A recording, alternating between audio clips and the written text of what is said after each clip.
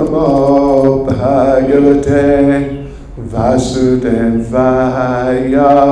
Om Namo Bhagavate Vasudevaya. Hare Krishna. Thank you all for coming. And particularly to Maharaj, Hare Krishna, Sankarshan Prabhu, Tule Deva, Krishna Chandra Prabhu, Giridhari Prabhu.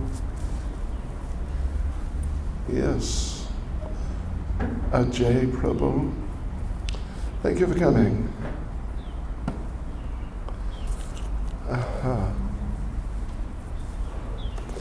So, we are today reading from Srimad Bhagavatam, Canto 3, Chapter 22, the marriage of Kardama Muni and Devahuti, text 19. Correct. Correct. When? Absolutely correct. Too correct. When? Okay.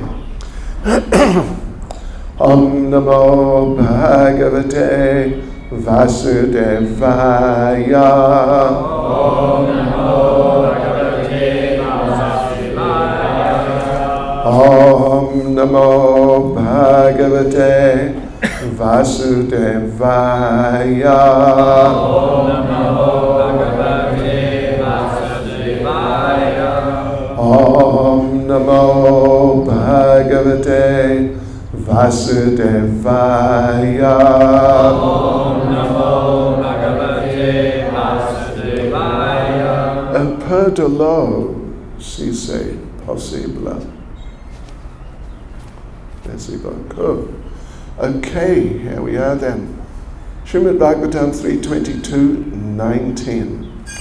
Ato Bhajishye Samayena Sadvin Yavat Tejo Bibriyad Atmano Me Ato Dharma Paramahangsya Mukhya Shukla Proktam Bahu Manye Vihimrisran. Sorry, Vihimsran. Ato Bhajishye Samayena Sadvim Yavatejo Bibriyad Atmano Me Ato Dharma Paramahansya Mukhyan Shukla Proktan Bahumanye Vihimsran Ato Bhajishye Samayena Sadvim Yavatejo Bibriyad Atmano Me Ato Dharmam Paramahansya Mukhyan Shukla Proktan Bahumanye Vihimsran Ato Bhajishye Samayena Sadvim Yavatejo Bibriyad Atmano Me Ato Dharmam Paramahansya Mukhyan Shukla Proktan Bahumanye Vihimsran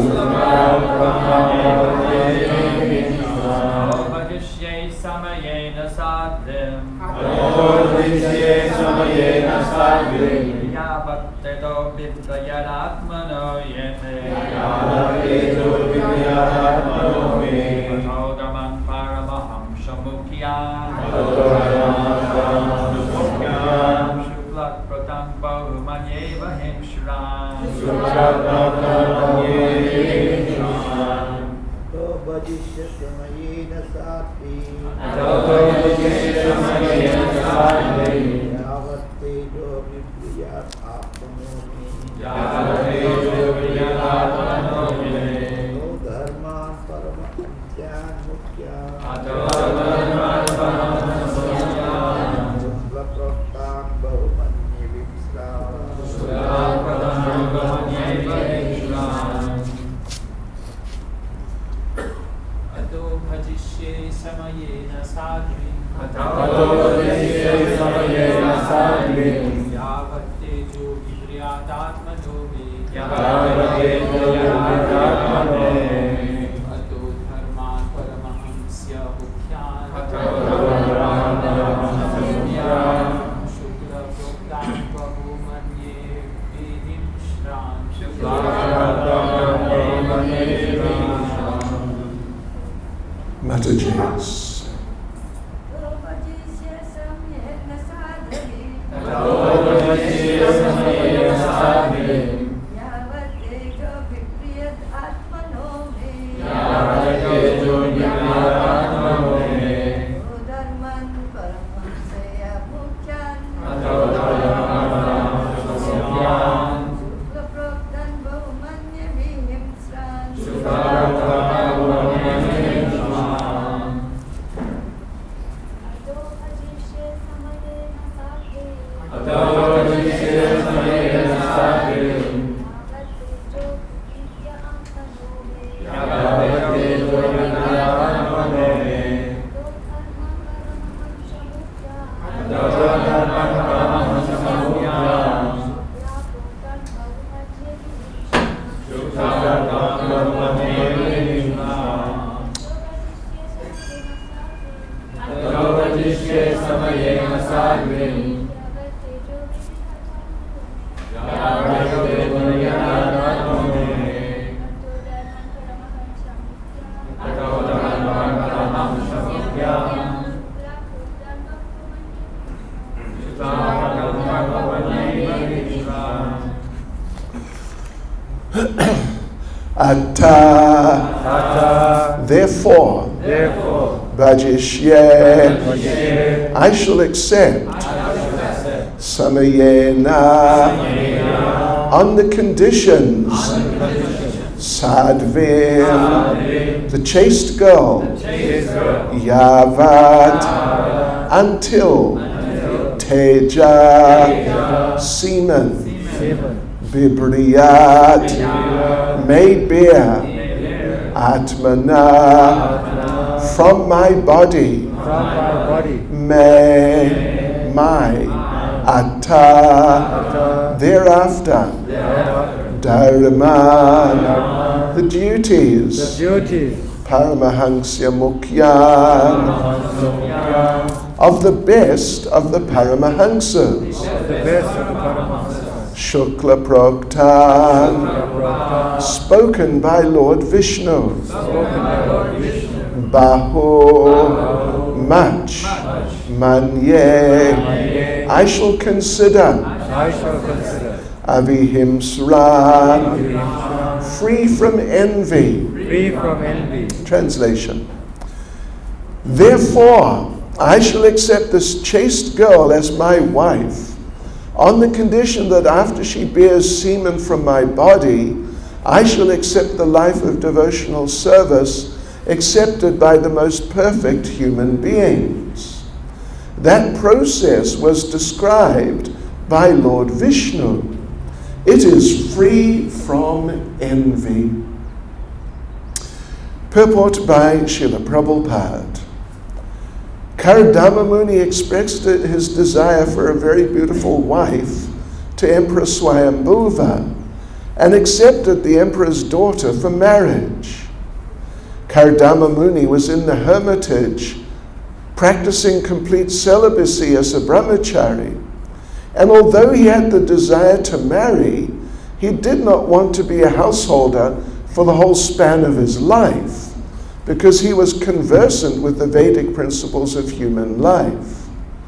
According to Vedic principles, the first part of life should be utilized in brahmacharya for the development of character and spiritual qualities. In the next part of life, one may accept a wife and beget children, but one should not beget children like cats and dogs. Kardama Muni desired to beget a child who would be a ray of the Supreme Personality of Godhead. One should beget a child who can perform the duties of Vishnu. Otherwise, there's no need to produce children. There are two kinds of children born of good fathers. One is educated in Krishna consciousness so that he can be delivered from the clutches of Maya in that very life. And the other is a ray of the Supreme Personality of Godhead and teaches the world the ultimate goal of life. Shri Shri Radha Golokananda Ki Jai. As will be described in later chapters, Kardama Muni begot such a child, Kapila, the incarnation of the personality of Godhead, who enunciated the philosophy of Sankhya. Great householders pray to God to send his representative so that there may be an auspicious movement in human society. This is one reason to beget a child. Another reason is that a highly enlightened parent can train a child in Krishna consciousness so that the child will not have to come back again to this miserable world. Parents should see to it that the child born of them does not enter the womb of a mother again. Unless one can train a child for liberation in that life, there is no need to marry or produce children. If human society produces children like cats and dogs for the disturbance of social order, then the world becomes hellish, as it has in this age of Kali. In this age, neither parents nor their children are trained. Both are animalistic and simply eat, sleep, mate, defend, and gratify their senses. This disorder in social life cannot bring peace to human society. Kardama Muni explains beforehand that he would not associate with the girl Devahuti for the whole duration of his life. He would simply associate with her until she had a child. In other words, sex life should be utilized only to produce a nice child, not for any other purpose. Human life is especially meant for complete devotion to the service of the Lord. That is the philosophy of Lord Chaitanya. After fulfilling his responsibility to produce a nice child, one should take sannyas and engage in the perfectional Paramahansa stage. Paramahansa refers to the most highly elevated perfectional stage of life. There are 4 stages within sannyas life, and Paramahansa is the highest order. The Srimad Bhagavatam is called the Paramahansa Samhita, the treatise for the highest class of human beings. The Paramahansa is free from envy. In other stages, even in the householder stage of life, there is competition and envy. But since the activities of the human being in the Paramahansa stage are completely engaged in Krishna consciousness or devotional service, there is no scope for envy. In the same order as Kardama Muni, about 100 years ago, Thakur Bhaktivinoda also wanted to beget a child who could preach the philosophy and teachings of Lord Chaitanya to the fullest extent. By his prayers to the Lord, he had as his child Bhaktisiddhanta Saraswati Goswami Maharaj, who at the present moment is preaching the philosophy of Lord Chaitanya throughout the entire world through his bona fide disciples. Hare Krishna. My gosh. Amazing. Okay, let me read the verse again. Atol bajishye samayena sadvim yavat tejo bibriyad atmano me ato dharamam paramahansyam mukyan shukla proktan bahu manye vihimsran. Therefore, I shall accept this chaste girl as my wife, on the condition that after she bears semen from my body, I shall accept the life of devotional service accepted by the most perfect human beings. That process was described by Lord Vishnu. It is free from envy.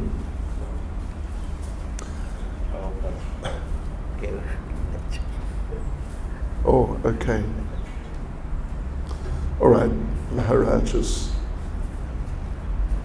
What is this now? Oh, it's Prabhupada's class on this verse. It's just a paragraph. Let me just read it. So householder life is not condemned. It is required. If there are no householders, then where from the saintly persons will come? They will not drop from the sky. So everything is required. In our society, we've got householders, we've got brahmacharis, we've got sannyasis. Everything is required. So Krishna consciousness movement is a very scientific movement for the total benefit of human society. If it is properly carried out, then everyone will be satisfied and happy and go back home, back to Godhead.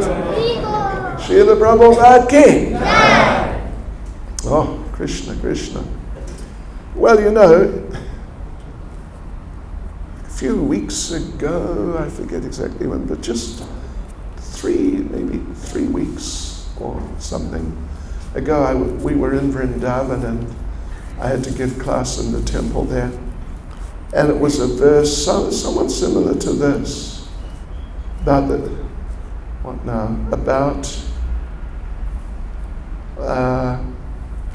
the qualifications of a woman, basically, along those lines. And right at the beginning I commented, it was about sati, performing sati. At least it talked about that to some degree. How the chaste life, at least in previous ages, if the husband passed away before her, which, women, according to statistics I've seen on many occasions, are prone to outlive men. Yeah. So they would voluntarily enter the cremation fire of their husband and just sit down and that is pretty advanced, lady. I think it's pretty advanced anybody to take up something like that, my gosh. But that was going on. That was going on. Anyway, I'm sort of digressing from what is here. But I commented then, I don't know if this is the best verse for a sannyasi to give class on. And this one, well, yeah, you could say that to some degree. But actually, in other ways, it's a very nice verse for a sannyasi to give a class on. So, if you've been following the classes, then you would know that Kardama Muni, well, Prabhupada mentioned that he was living in the forest, living a life of celibacy. He was living a life of celibacy, and strict brahmachari life means really strict, because in the forest there's no even just occasional association with the opposite sex, because the ladies would not go to the forest generally. The vast majority, at least, and maybe virtually none, would adopt that way of life. So it's one thing to live as a celibate, brahmachari, as we are familiar with, very familiar with in Srila Prabhupada's Iskcon, living in the temple, doing devotional service, and hopefully preaching and distributing Srila Prabhupada's books and developing the Krishna consciousness movement. So it's one thing to live like that and not like at all frivolously, whimsically associating with ladies. It's another thing to actually live in the forest where there just aren't any at all, and you don't have a cell phone, or anything. You're just totally socially isolated. So in other words, he was living a very austere way of life, very austere form of brahmachari life, with literally no association of any sort with the opposite sex.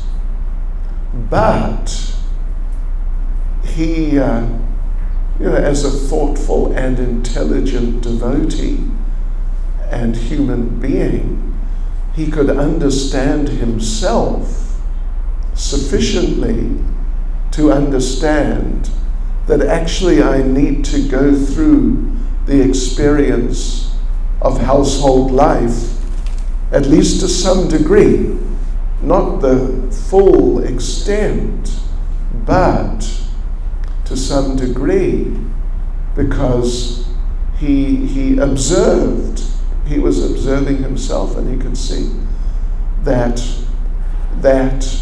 desire or tendency, or even one could possibly say need, was really there within his heart. So, therefore, when he was approached by the Supreme Personality of Godhead in person, face to face, he could see the Lord, and he was speaking to the Lord, and the Lord asked him, what would you like? Or told him, you can ask a benediction. Well, what sort of benediction would you ask for? That's an interesting question. Think about it.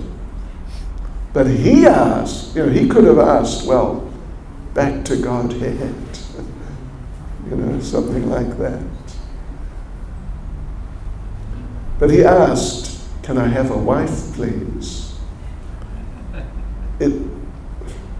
It seems like a sort of a contradiction or something strange under the circumstances.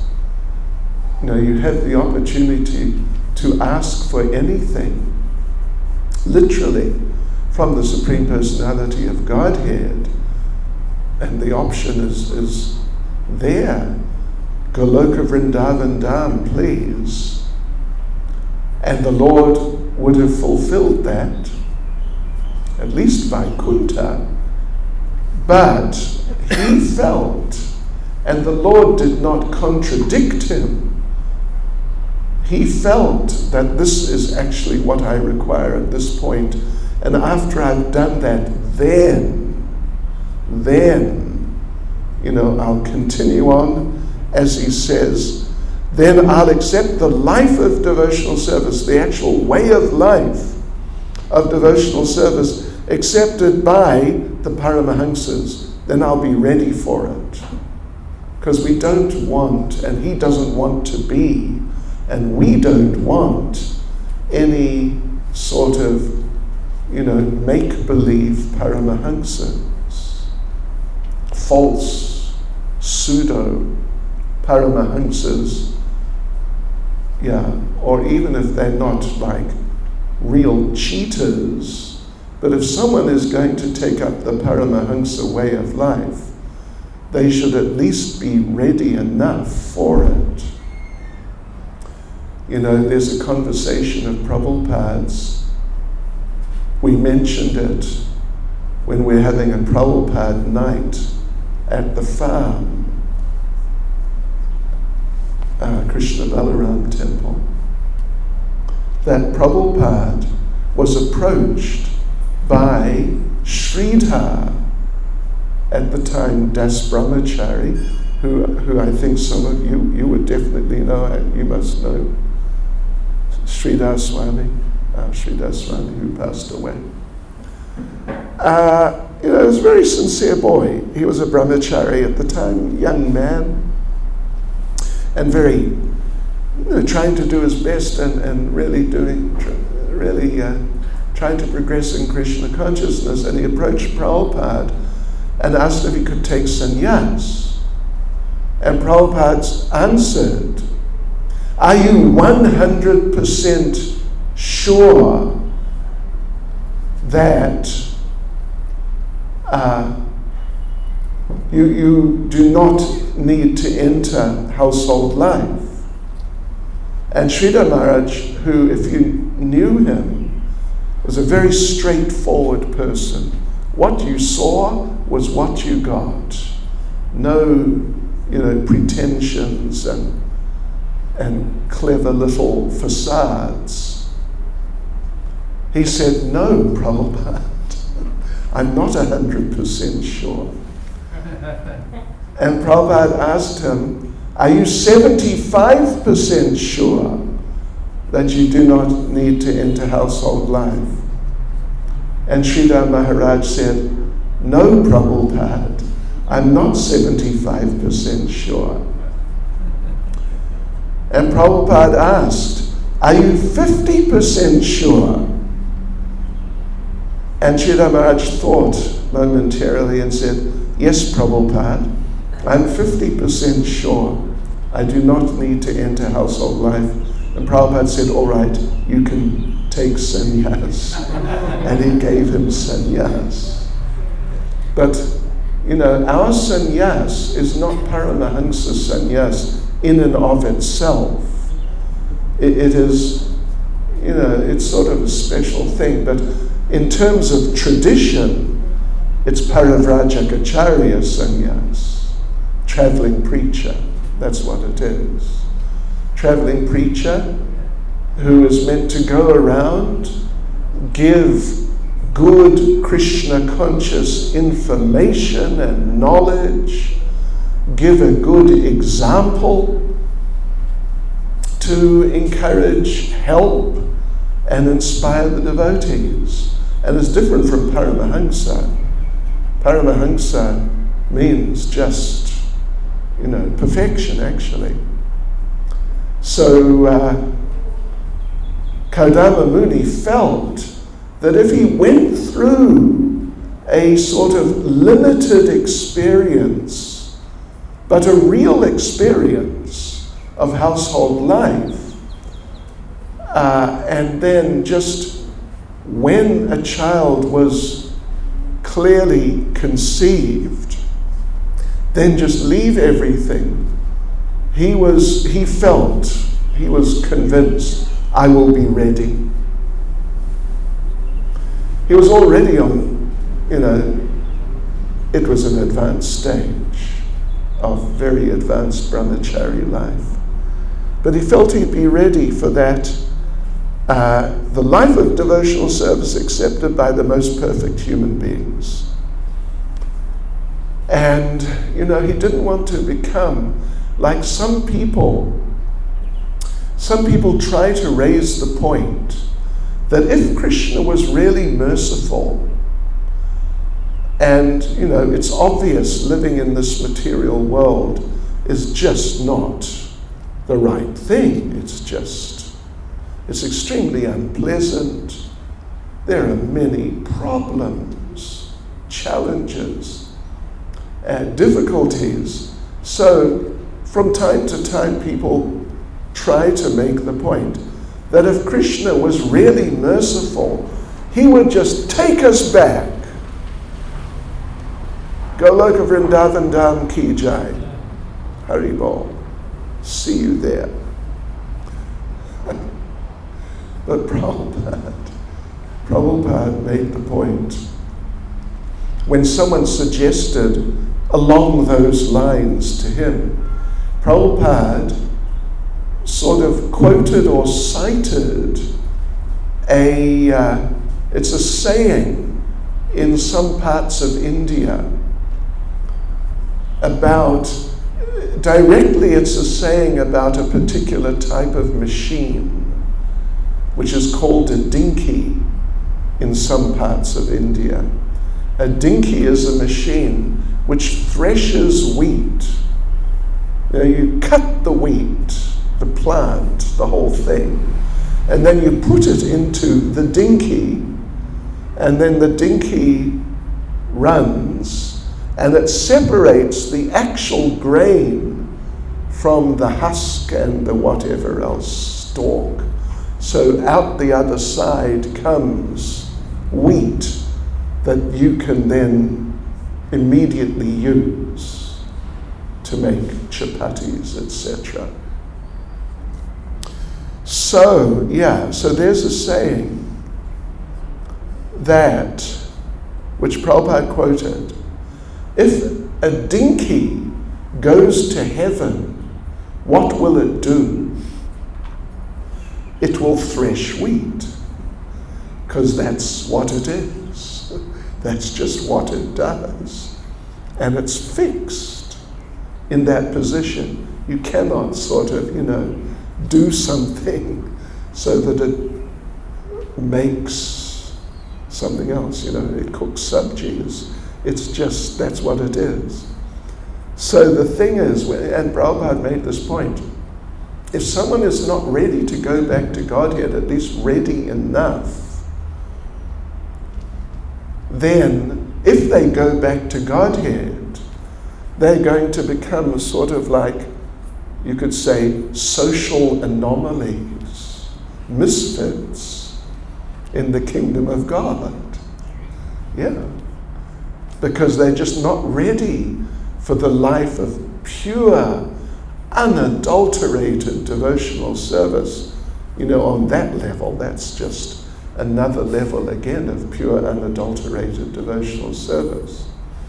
So therefore it would not be really Krishna's mercy to force people to go back to Godhead if they don't want to, or not just don't want to, but if they're just not at least advanced enough to adjust to life there. Yeah.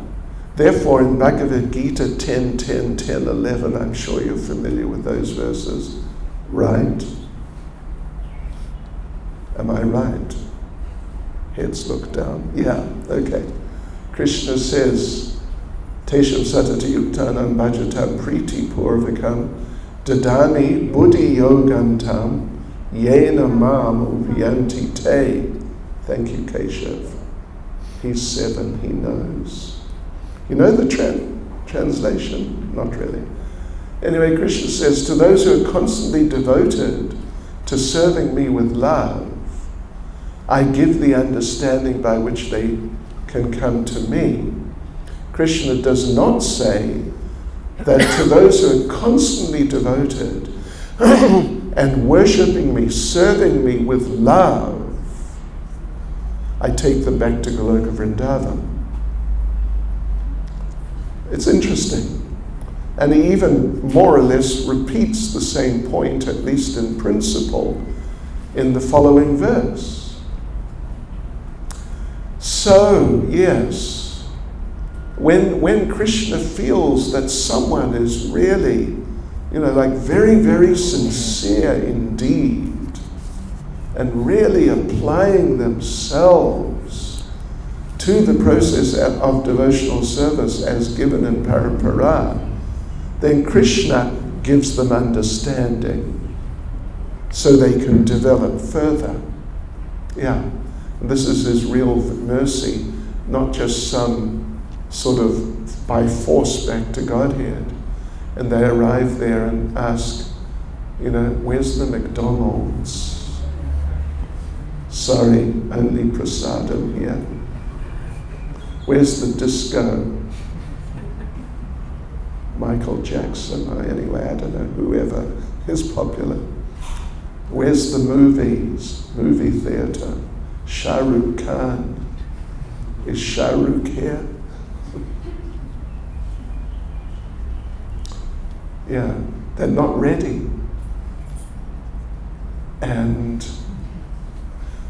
when someone is not ready, or just they have real tendencies in other directions other than rendering service to Krishna and associating very favorably with the devotees, then they are exiled.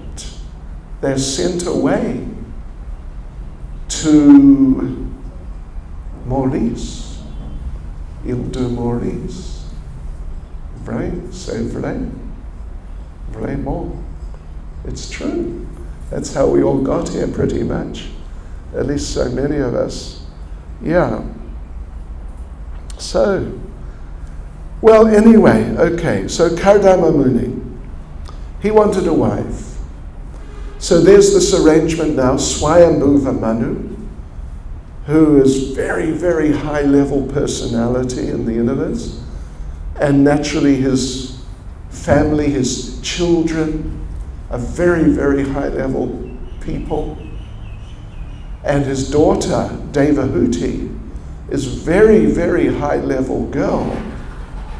She is both beautiful, extraordinarily beautiful, but of extraordinarily saintly character. Just, I don't want to be potentially offensive or unfair and say, we don't see such ladies. Of course, we don't see such men too. And that's possibly a bigger problem, at least for the men. But, such a young lady. Shri Shri Radhagolokananda, Shri Giri Govardhan, Shri Shri Gaurnitai Ki Jai.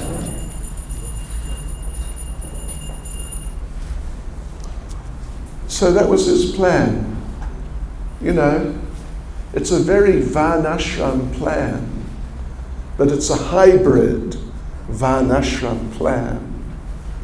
It's not one of these hang in there and hope for the best as a brahmachari plan and hope I make it through into old age without crashing. It's a very realistic, very extremely honest and highly intelligent plan in the context of Varnashram. And so Prabhupada addresses it in terms of Varnashram. And you could say subtleties of household life. Prabhupada makes the point that a person should not marry. Where is it? Anyway, it's somewhere here. A person should not marry and produce children unless they can, He says, produce what is it? children Yeah. like cats. Unless one can train a child for liberation in that life, means the current life, there is no need to marry or produce children. That's what Prabhupada says. There's no need.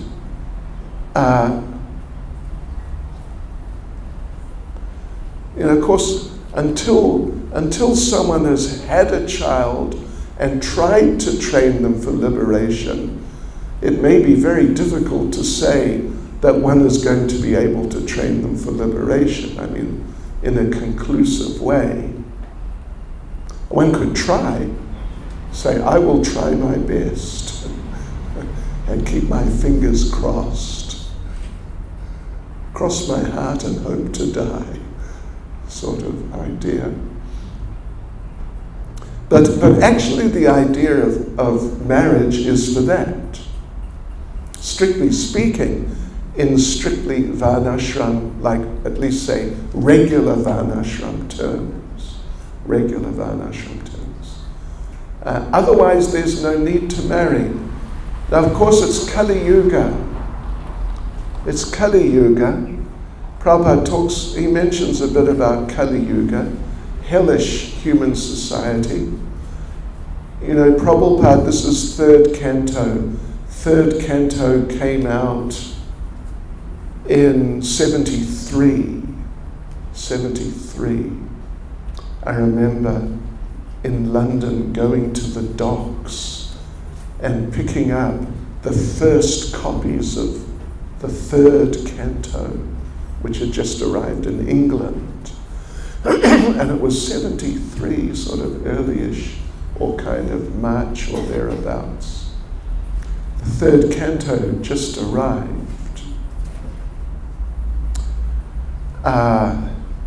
And Prabhupada here is saying that the world, if the human society produces children like cats and dogs with the disturbance of social order, then the world becomes hellish, as it has in this age of Kali. He's talking about 1973 or thereabouts.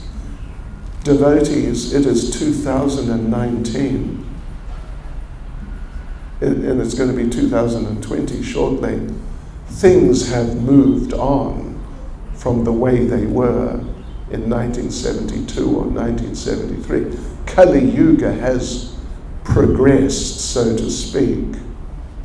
And things which were just not acceptable at that time are now at least becoming very acceptable and even encouraged.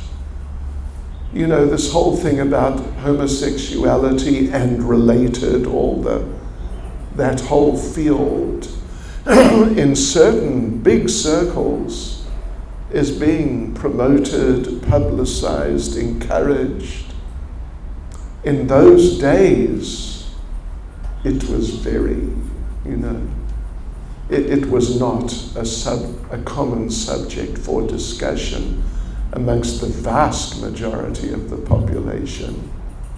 But, of course, people are what they are, so to speak, in terms of material conditioning.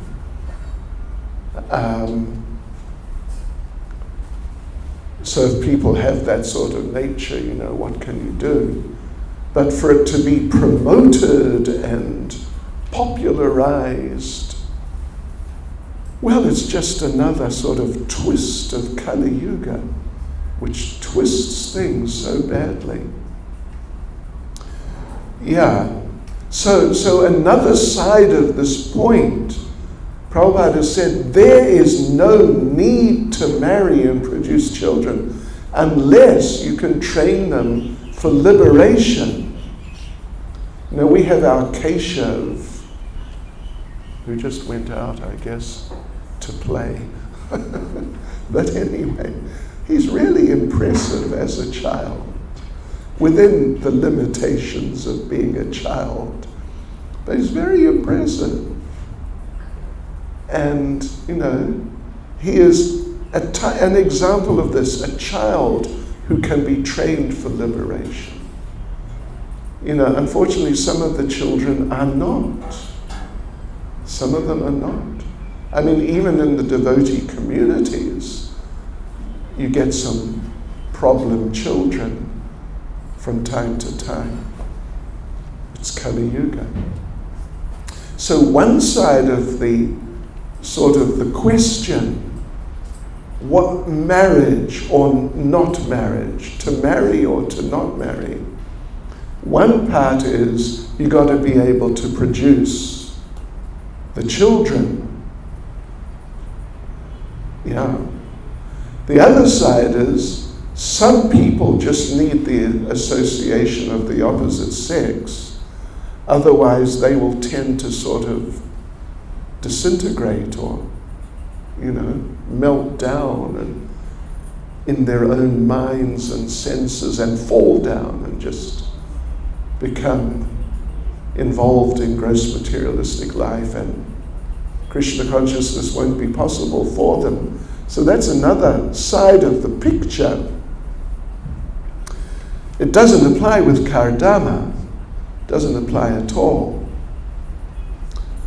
I had an interesting experience. It was quite some years ago. It might be 15 years or something.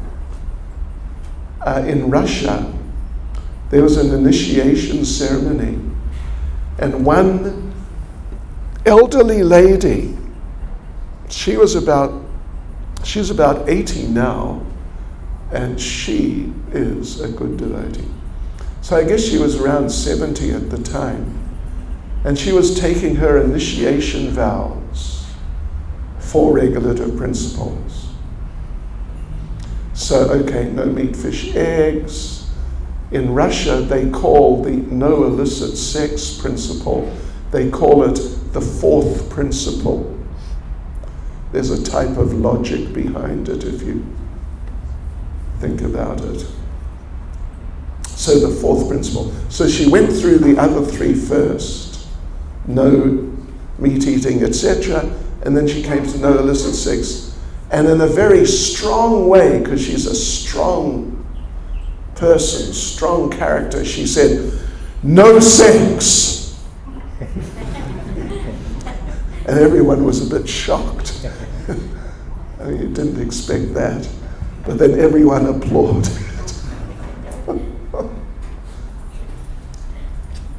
Anyway, the principle is no illicit sex. So, the Prabhupada is emphasizing in the purport how a serious devotee householder, male, after, Prabhupada says, after fulfilling his responsibility to produce a nice child, one should take sannyas and engage in the perfectional Paramahansa stage. At least one should take sannyas. Prabhupada from time to time would quote the Vedic aphorism, Panchasordvam vanam vrajet. Panchasordvam. When you reach 50,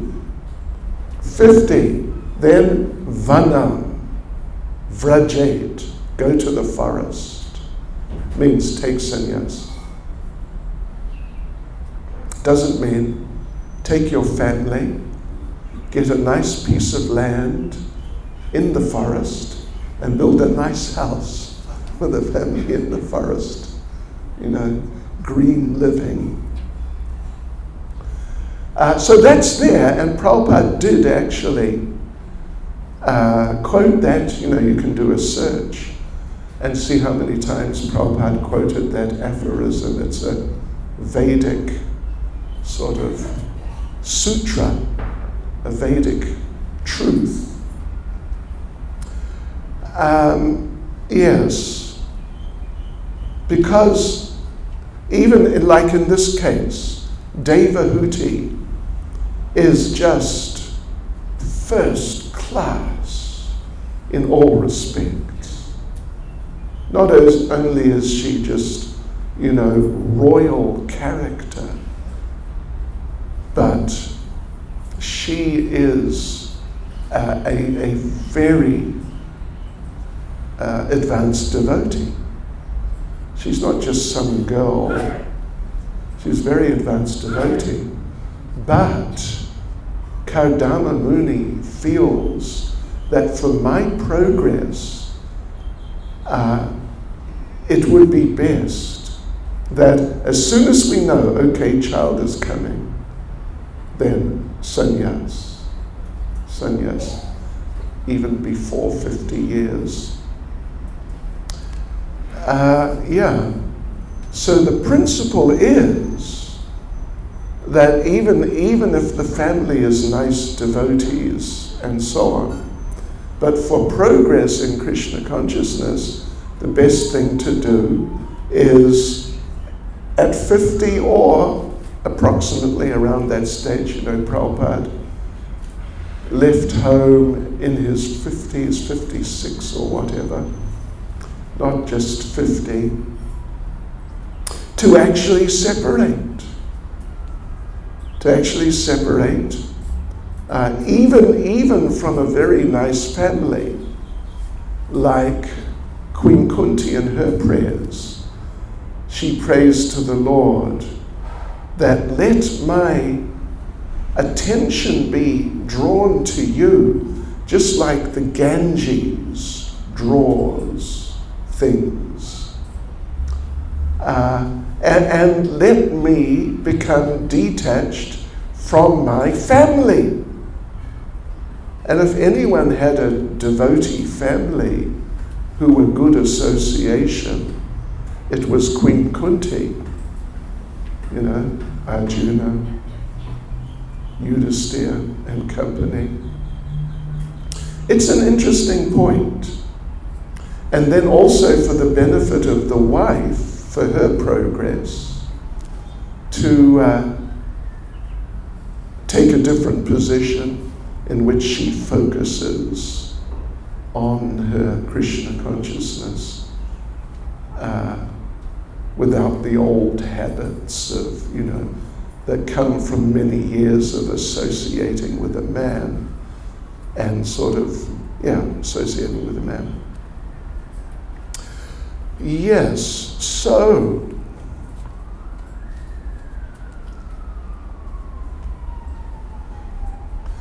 otherwise, household life, there, even if like Prabhupada mentions Bhaktivinoda Thakur here, who wanted to beget a child to preach his philosophy, so he had Srila Bhaktisiddhanta.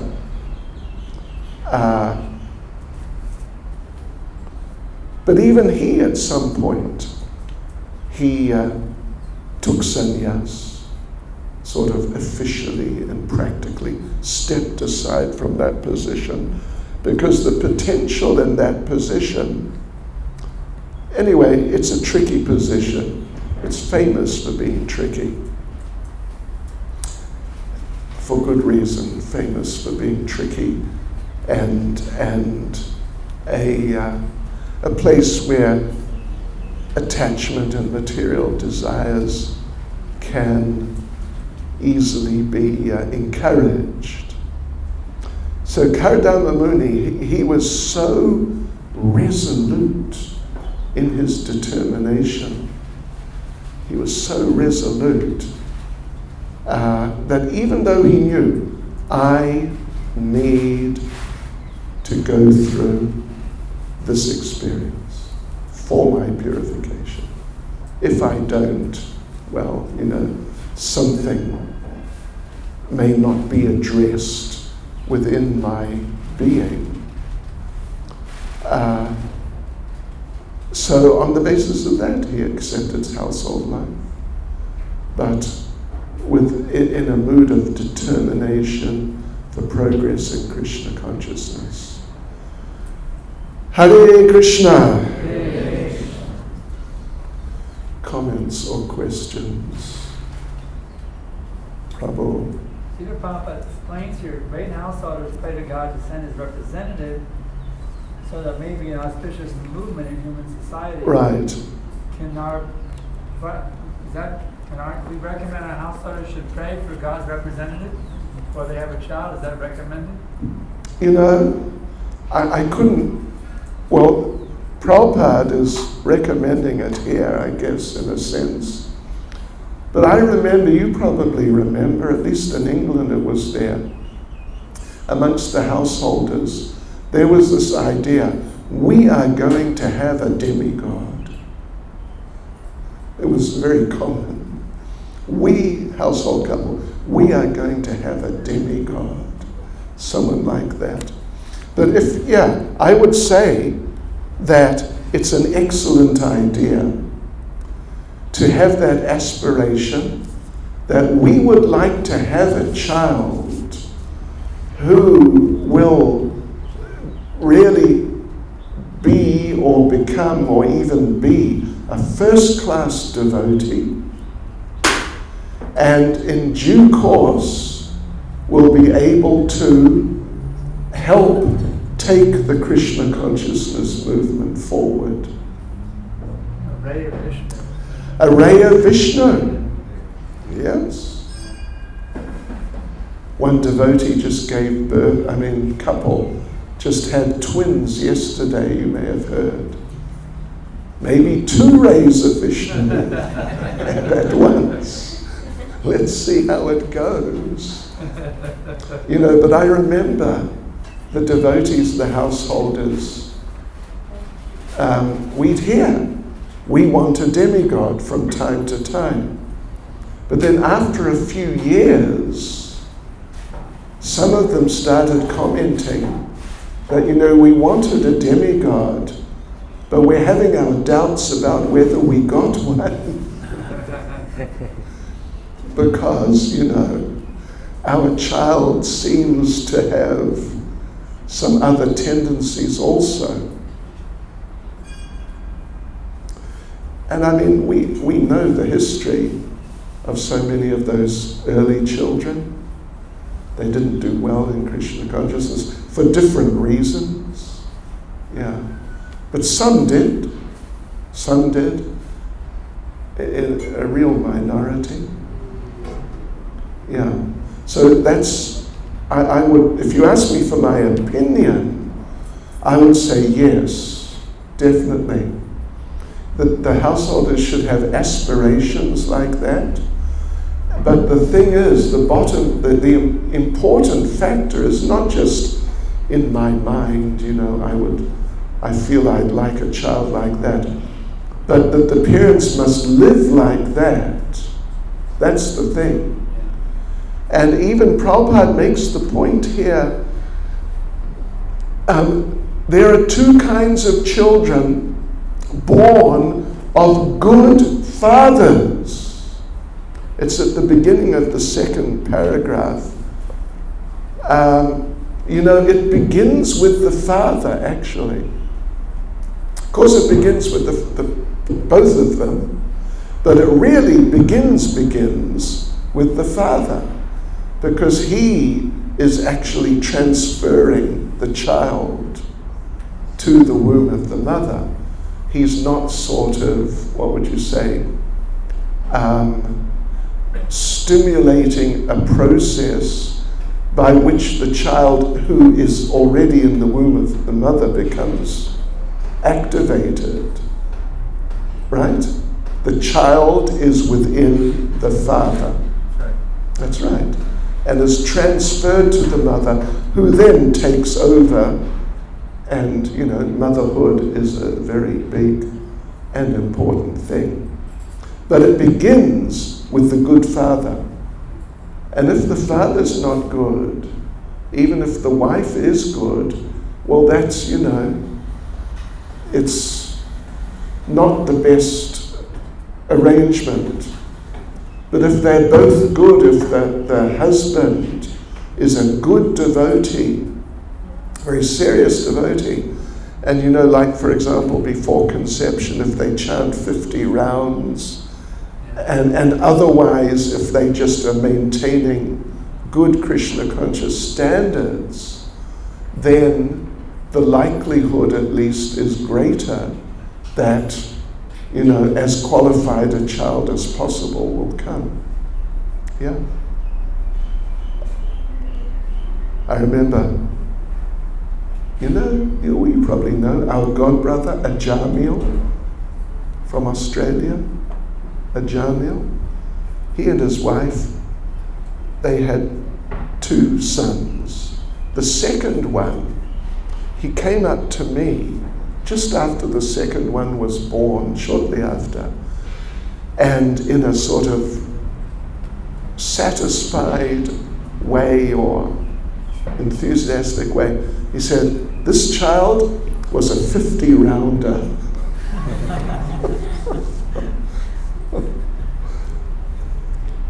Is that okay? Anything you'd like to add? Or?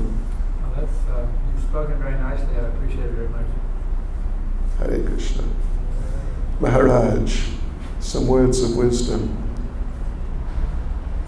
Aapko chahiye. That is a Prabhupada wanted this Varnasrama has to be instituted in Iskcon. That's true. Daiva Varnas. That's true. I don't know if you heard Maharaj said Prabhupada wanted Varnashram instituted in Iskcon. Yeah, that's true. Daivi Varnashram. Yeah. We have some Varnashram. We definitely have brahmacharis. We definitely have grihastas. Vanaprasthas, well, there's a few. It's not like really substantial. And we definitely have sannyasis. But there's also some sort of fluidity or flexibility to some degree, which sometimes obscures certain important aspects of Varnashram. Have you followed what I mean? So we're not really, in certain respects we're following, but in certain respects we're not following, at least very strictly, say. And so there are sort of grey areas in the way we are following Varnashram. It's not that we're not following Varnashram, we definitely are, but it's a sort of qualified or limited version, you could say, of Varnashram. But anyway, that's a big subject. That's a big subject. But I would hope that as time goes on, it'll be established more, without trying to do it in too drastic ways. Yeah. I remember one devotee in Russia, very good devotee, preacher. The devotees wanted to institute Varnashram. And so they developed some tests, like questions, to try and see what is your Varna and ashram. So he got drawn into it, and he took the tests, and their conclusion was he was a Sudra. And he was kind of into the idea, at least of instituting Varnashram. He tried to live as a Sudra for a little while. It didn't work. And now again, he's a good preacher. So it's something you have to be very careful about.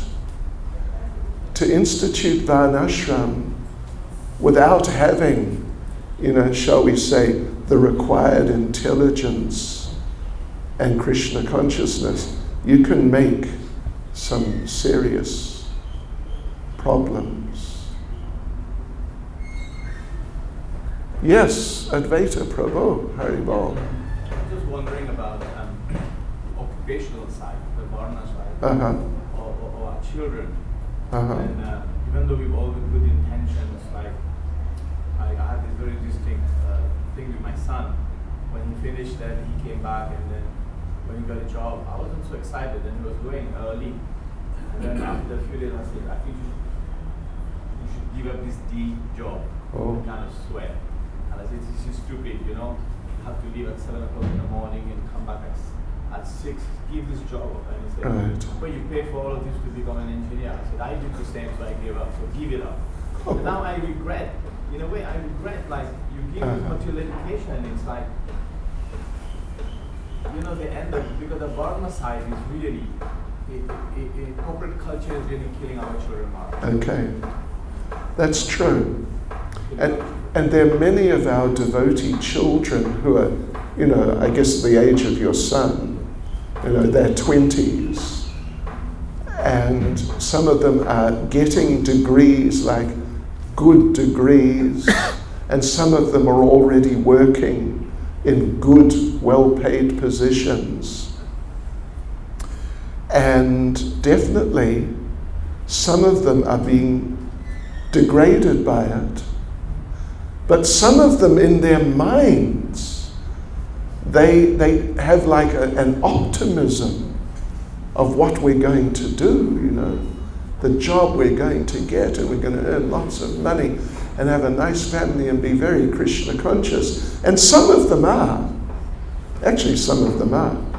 But definitely quite a few of them, because it's Kali Yuga culture out there. As soon as you step out the door, you're right in Kali Yuga culture. And unless someone, well, first of all, someone should be Krishna conscious enough to withstand some Kali Yuga culture. But then not all jobs are equal. Some jobs are worse than others. So you know what I tell the devotees? It sounds funny, but actually it's a very good idea. Try to get a position in life where you work as little as possible and get as much money as possible. Yeah. Which sounds like, you know, what? But there are devotees who have done this. And it can be done. It's not easy. But to get sucked into some situation where the person, the devotee feels, you know, I cannot give up this job because if I do, I'll go bankrupt or I won't be able to get another job. It's very destructive. So, yeah, it really, these things have to be implemented. If it's going to work as well as it needs to work, they need to be implemented and managed by the elders also in very intelligent and Krishna conscious ways. And, you know, hopefully in due course, well, not just hopefully, I'm sure it will happen, that as in Jewish society, particularly, in Muslim society also particularly, to some degree you get it in some like Gujarati societies. They have like a business culture within the community. And when, you know, it's really there in Islam. You become a Muslim, you got a job. Yeah. And in Judaism, as far as I'm aware, you're Jewish, you got an occupation, you'll be able to earn. We need to develop a bigger, or we need to grow. And as we grow, gradually these things will start happening more. Like, you know, even a very simple thing, you could say, pre-marriage counseling for, you know, people who are in the process there, heading towards marriage, or at least those who want it. It's weak. It's weak in Iskcon. Yeah. But people need it. Otherwise, young man, young woman, they're thrown together, and it's like, bonne chance. Mo priez, what would you say? Pour la miséricorde de Krishna. Mo pour crier. Priez, something like that. Anyway, thank you. Good point. Yeah, we're talking about a social environment, actually, which is multifaceted. Okay, Hare Krishna. Srila Prabhupada ki. Srila Prabhupada ki. Srila Prabhupada ki. Go Premanande.